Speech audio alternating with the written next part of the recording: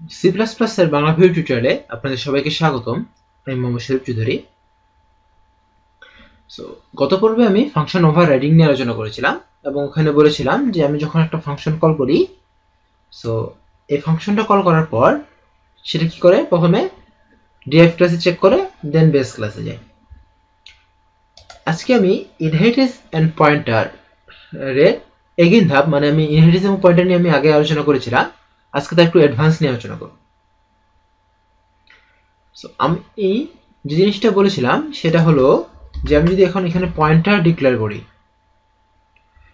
Base ক্লাসকে যদি আমি derive করলাম, যে বেস ক্লাসে থেকে ডিরাইভ করলাম, বেস ক্লাসে যদি আমার এখানে ইন্টিজার এ থাকে, বেস ক্লাস ইন্টিজার এ আমি নিলাম এবং পাবলিক ক্লাসে ইন্টিজার বি নিলাম, আমি এটাকে রাখলাম। তো আমি এখানে প্রথমে বেস ক্লাসের একটা পয়েন্টার ডিক্লেয়ার করতেছি,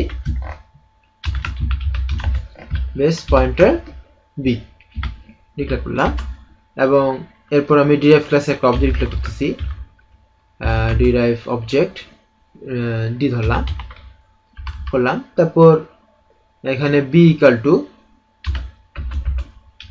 এম্পারসেন্ট ডি আমি যদি করি, তারপর আমি বি এ ইকুয়াল টু 5 দেই, তা আমার এই কাজটা করবে। ডিরাইভ ডিটা হচ্ছে ডিটা করবে, হ্যাঁ। তো আমার এখানে এরর দেখাবে না, কিন্তু আমি যদি এখান থেকে বিটাকে অ্যাক্সেস করতে চাই সেক্ষেত্রে আমাকে এখানে এরর দেখাবে, কারণ আমাদের এই বিটা পাচ্ছে না।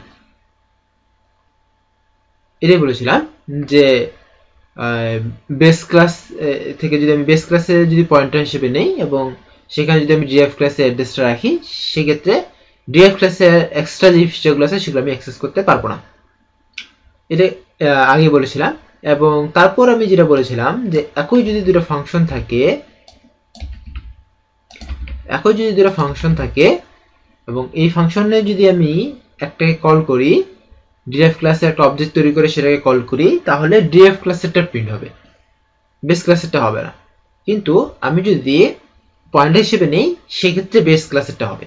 যেমন আমি এখানে b.print যদি দেই, তো এবং এটাকে যদি আমি রান করি,